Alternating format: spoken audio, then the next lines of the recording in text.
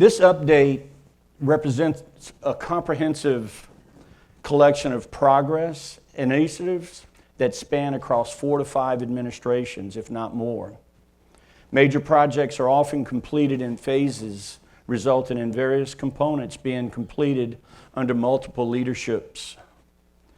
This overview highlights the importance of long-term planning, sustained commitment, and each administration has contributed to moving these efforts forward, reinforcing the parish's dedication to resilience, development, and service to the community.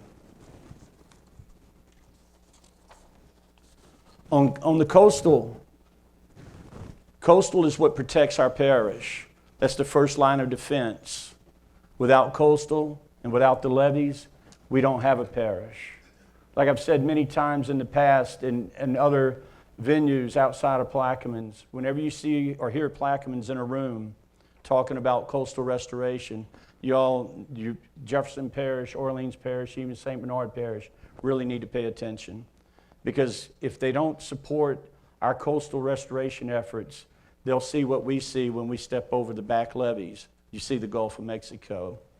So with Kimberly at the helm of coastal, she has really left an impression on the state, up with CPRA, up in Baton Rouge. Her voice is being heard, and we have a strong voice in coastal.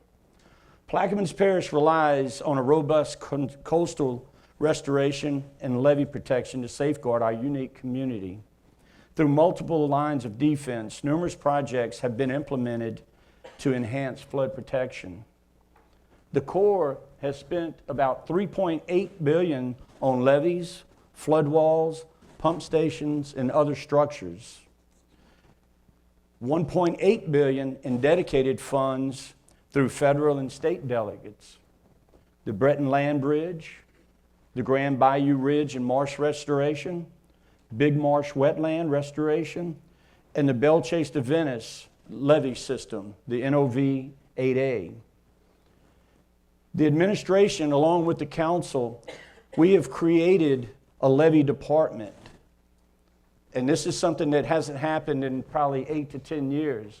And this levee department, they are on our levees on a daily basis, inspecting these levees, doing repairs to these levees.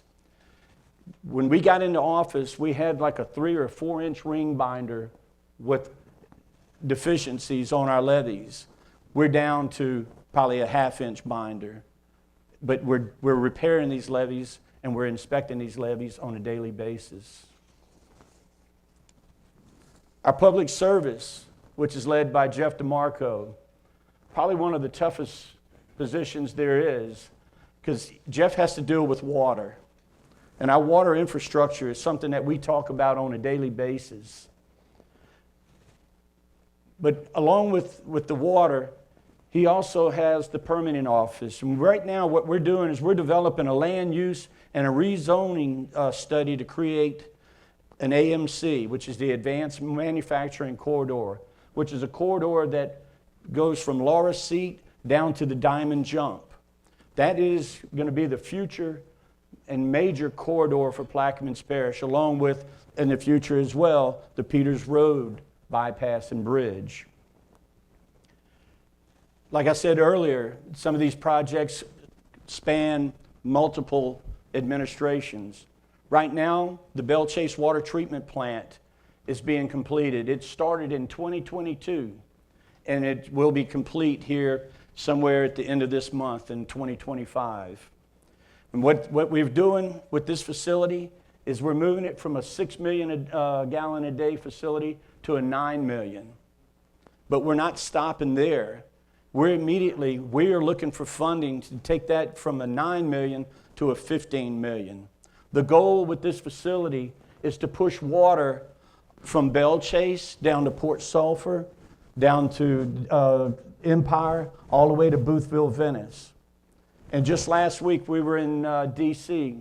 visiting with Congressman Scalise. We were talking about 2 underwater projects.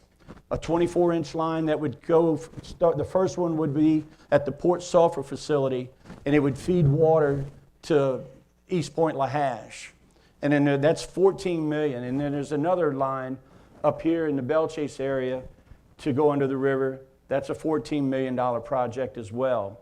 So what we're looking at doing is we're trying to be above the salt water, that sill that's always built on an annual basis, because we feel like Plaquemines Parish and our geography here, we're going to be dealing with saltwater intrusion probably on an annual basis, because we've been dealing with it the last 3 years on an annual basis. Another project that's just now completing is the Alliance Booster Station, which is in collaboration with Louisiana's Gateway Port. And this is to increase the water being pushed to Port Sulphur from Belle Chase and then to Boothville, Venice. The Port Sulphur water treatment plant, it will be up and running. When we got into office, it was completely down. I believe it was Hurricane Ida. That was 2020. But now we've got it, it's pushing about 1.5 million gallons a day. And at the completion of that repair, it's going to go up to 2.5 to 3 million a day. On the operations, which is led by Billy Wishers, with Operation Clean Sweep Ordinance, we are able to clean every ditch, every lateral ditch, every highway ditch. The council has given us the authority to do so, and Billy has got that project moving forward. Along also with the council's help, we've been able to purchase new equipment. We've got an A-boom we bought, a debris removal truck, a solid waste truck. Some of the, under Billy's operations, we have the harbors and the boat slips. We just finished a repair at the Empire shipyard. We're also in the middle of repairs at the Empire Boat Harbor. We're able to now, FEMA is allowing us to replace every one of the piers. So that project's underway, along with numerous potholes throughout the parish. Billy also oversees the pump stations. Right now, on the West Bank, 17 out of 21 pumps are at 100%. In 2023, only 20% of those pumps were at 100%, which equates to approximately 5 pump stations. On the East Bank, 4 out of 5 are at 100% capacity. In 2023, no pumping stations on the East Bank were at 100% capacity.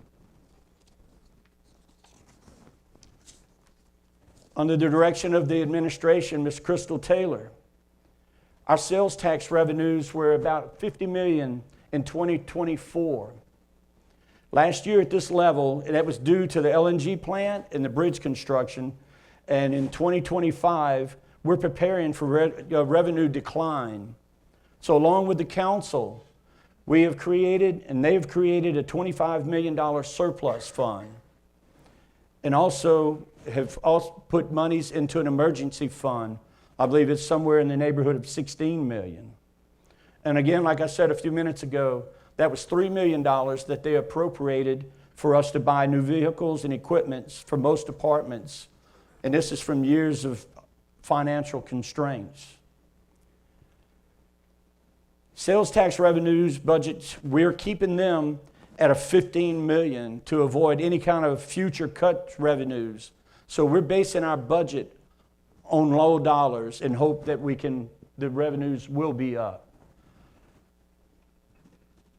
In 23, we got word that there's a JEEC grant that was $19.5 million. It's with the Naval Air Station. It's the Department of Defense.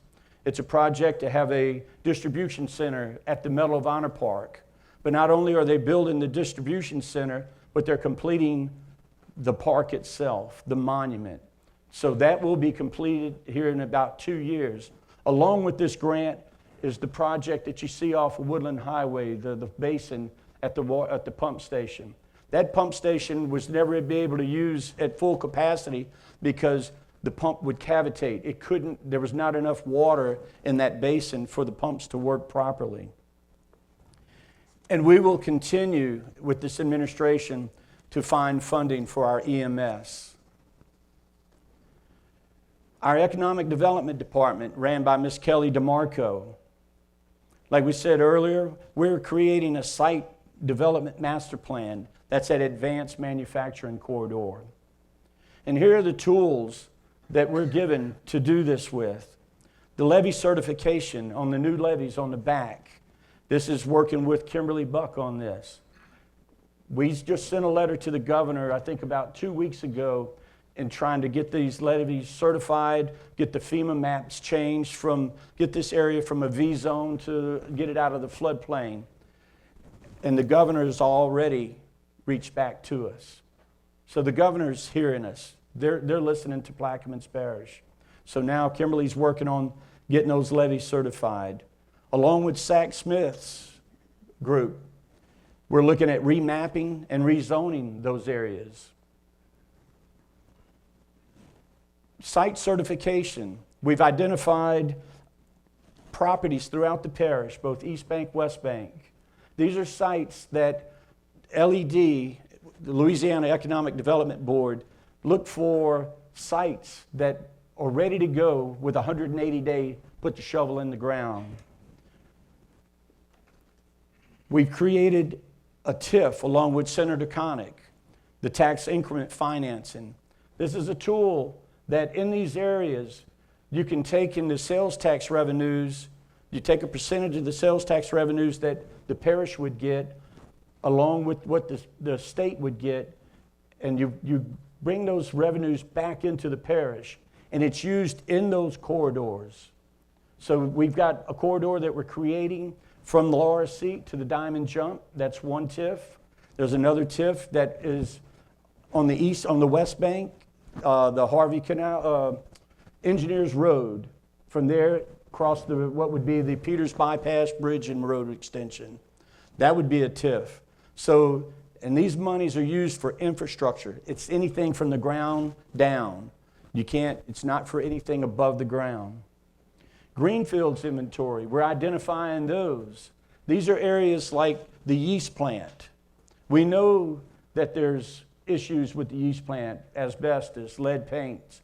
So along with RPC, we've established and we've gotten a grant to be able to move forward on mitigating those issues, along with other areas throughout the parish. And the ITEP, the governor's revamped that. The industrial ad valorem tax exemption. They've given us some parameters. It's with the parish president, a member of the council, the sheriff's office, the school superintendent. Those are voting members. And then we'll have advisory. It would be our economic development, and the assessor would be involved with that. Economic development, which is led by Ms. DeMarco.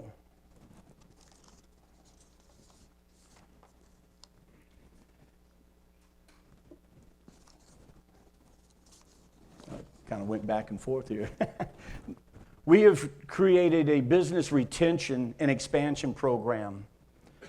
And what this program does, it focuses to promote economic growth in Plaquemines Parish by supporting existing local businesses while encouraging businesses' retention, expansion, job creation, and long-term economic stability. And these are community development, organizational awareness, relationship building, and is to preserve 90% of our enterprises. This is looking at the existing businesses that we have in the parish.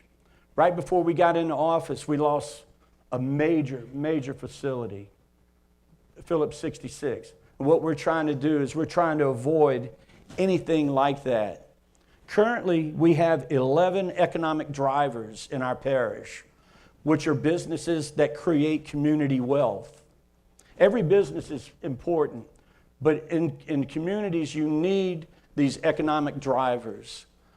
This is wealth building. These are jobs that you can raise a family on. You can buy a home. And our goal is to visit with these folks along with our smaller businesses trying to get to the major ones at least twice a year to talk to you, to ask you, where are you? Where have you been? Where do you want to go? We can connect you with the Louisiana Economic Development up in Baton Rouge. Currently, there is $446 million worth of projects in expansion going on in Plaquemines Parish. And somewhere in the near future, as you heard a couple of weeks ago, there's going to be $18 billion worth of expansions with Venture Globals. Our Homeland Security, which is headed up by Patrick Harvey. In 2024, there were 64,000 calls to 911. That's up from 57,000 in 2023. Every 5 years, there's a mitigation plan that's updated. And we just completed that project. That's the All-Hazard Emergency Operations Plan and Hazard Mitigation Plan. That was pretty much at little or no cost to the parish. And we've offered and we've given statewide help to the state, as in January 1, the terrorist attack in New Orleans. Patrick and his team was there offering up and helping with that situation. After a couple, 2 or 3 years, or 2 years in office, we were finally able to find the right fit for a grant writer, Miss Lacey Lundrum. She's with ELOS.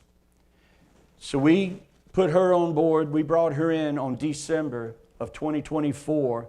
And in the last 3 to 4 months, we have looked at and have identified $15 million in grants. And we've also identified and have applied for $21 million in federal loans that are 100% forgivable.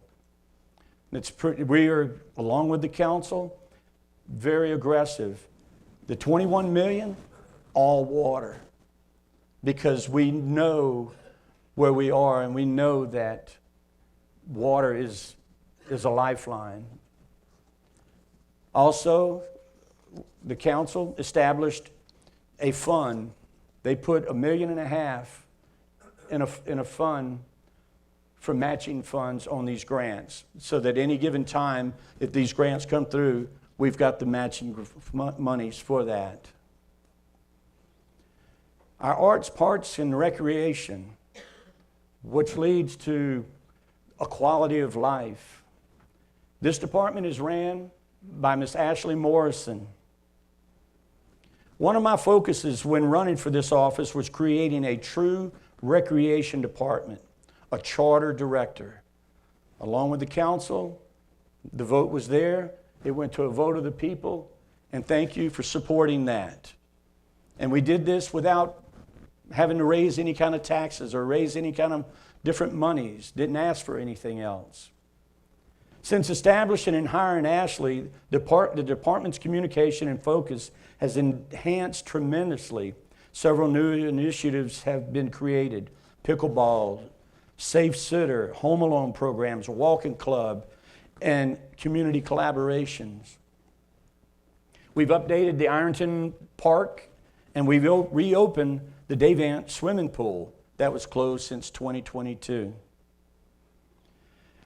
There are currently 28 certified park and recreation professionals in Louisiana. Ms. Morrison is one of those. She's also set to obtain her certified park and recreation executive certification in June of this year. Upon completion of this, she will be the only individual in the state of Louisiana to hold this prestigious certification, which is currently only held by 400 people nationwide. Proud to have Ashley. Proud to have all of you guys there. So, our community engagement. We have the PP Go app, and we've also added ADA compliance to the website and an app, and to the app to keep us, because there's a group of folks that are running the country creating lawsuits if you're not ADA compliant. So we've gotten in front of that to eliminate that from happening to us here. Some of the programs that we've worked in this past year. We worked the waterways for the first time under Kelly DeMarco with Economic Development. This is a program for 11th and 12th graders to come out and be educated on the job opportunities in maritime, shipping, and logistic industries. We're presently participating in with Billy Nungesser's Love the Boot. We're not going to get that negative award. We're working on doing something good there. We've had our first annual Christmas bash. We have the market in the park at Jesuit Bend Park. We just had the Bayou Jeep bash. And this coming weekend, we've got the One Sack Challenge. So I encourage all to go out to that. Plus we have many other festivals and activities that forever go throughout our parish. Looking ahead, one of the big ones that we've been talking about in the last 2 years, a year and a half, Mid-Barrett Area Diversion. We are now sitting at the table with CPRA, with Chairman Dove. We may have had a small voice in the past, but we've got a strong voice in the future. And we will control what happens at that area. There will be a diversion, but what we're talking about is something in the area of 2,500 to 15,000. We will control the salinity levels that go out into the basin. We will control the amount of water that goes out into the basin. We are preserving the quality of life for Plaquemines Parish and our residents. We will continue to search diligently for funding for the Peters Road bypass and bridge. And the lovely bridge outside, we will continue with Senator Connick and Representative Breaux. We will always be exploring something. Okay. What it will be, we'll know that morning when we get to that office. But trust me, we're not just letting it lay. We're not letting it sit without anything happening. In summary, over $3.8 billion have been invested in our levees, coastal restoration, flood protection, to safeguard our communities. Water infrastructure remains top priority. Upgrades to water treatment plants, enhanced operations, and sustainable budgeting ensure essential services are delivered efficiently. Strategic focus on retaining and expanding local businesses, promoting job creation, and supporting long-term economic resilience. Significant investments in arts, parks, and recreation, and community engagement initiatives reflect our commitment to quality of life. Homeland security efforts led to enhanced emergency response, cybersecurity readiness, and statewide coordination. This administration will continue to focus on water infrastructure, manufacturing corridors, transportation systems, coastal restoration, and restoration to help shape a stronger, more sustainable future. I want to thank you for being here today. I'm here, I'm yours, for any kind of questions. So thank you.